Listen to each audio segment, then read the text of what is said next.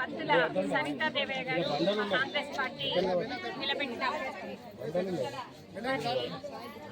భారీ ఎత్తున ఓట్లేసి పెద్ద మెజార్టీతో గెలిపించండి అని చెప్పి ఇక్కడ ప్రతి ఒక్కరిని కూడా నేను అభ్యర్థిస్తున్నాను. ప్రేమ్సాగర్రావు గారు అధికారంలోకి వచ్చినాక మంచిర్యాల నియోజకవర్గాన్ని అభివృద్ధి చేయాలి అని చెప్పేసి వందల వేల కోట్ల రూపాయల నిధులు తీసుకొచ్చి ఇక్కడ ఈ ప్రాంతాన్ని అభివృద్ధి చేస్తూ ఉన్నారు.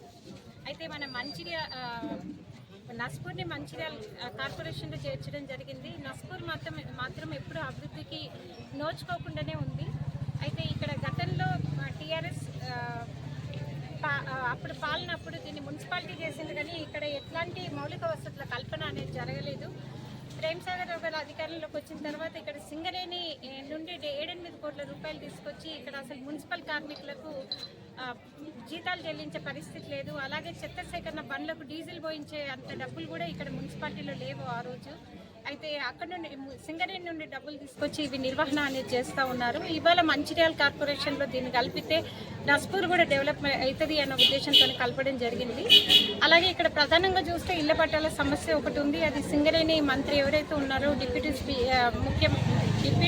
ముఖ్యమంత్రి బట్టి విక్రమార్క గారితో కూడా పదే ప్రేమ్సాగర్రావు గారి విషయాన్ని గుర్తు చేయడం వారికి జరుగుతుంది. అలాగే ముఖ్యమంత్రి రేవంత్ రెడ్డి గారు కూడా పదే విజ్ఞప్తి చేయడం జరుగుతుంది ఇక్కడ ఇళ్ల పట్టాల సమస్య పరిష్కరించాలి అని చెప్పేసి. అయితే మౌలిక వసతుల కల్పనలో వెనుకబడి ఉంది కాబట్టి నస్పూర్లో ఇవాళ కాంగ్రెస్ పార్టీ అధికారంలో ఉంది, స్థానికంగా కాంగ్రెస్ పార్టీ ఎమ్మెల్యేలు ఉన్నారు కాబట్టి ఇక్కడ కాంగ్రెస్ పార్టీ అభ్యర్థిని గెలిపిస్తేనే ఇక్కడ ఈ ప్రాంతం అభివృద్ధి చెందడానికి వీలవుతుంది. కాబట్టి కాంగ్రెస్ పార్టీ అభ్యర్థుల్ని పెద్ద ఎత్తున ఓట్లేసి గెలిపించండి అని చెప్పేసి నేను ప్రతి ఒక్కరికి విజ్ఞప్తి చేస్తున్నాను.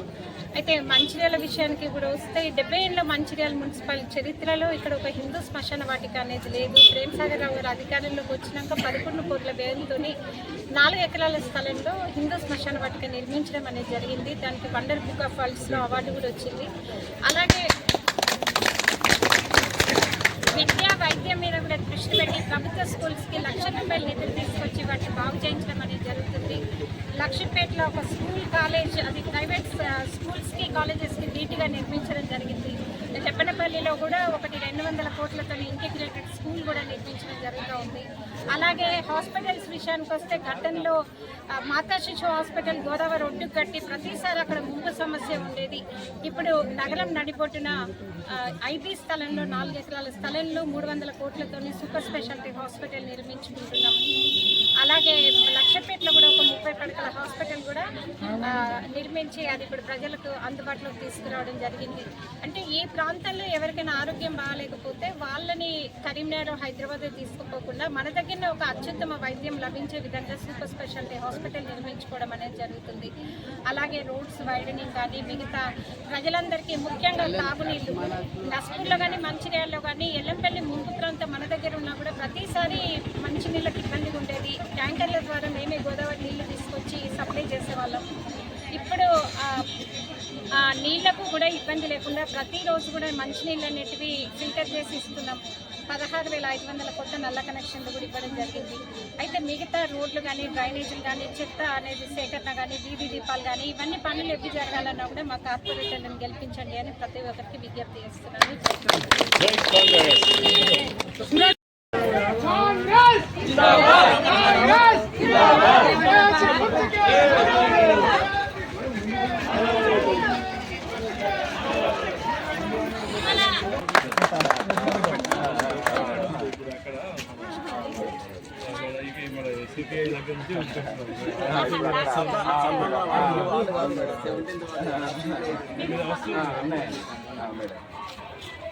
అక్కడ దాసు గారికి చెప్పారు కదా, తర్వాత అందరికి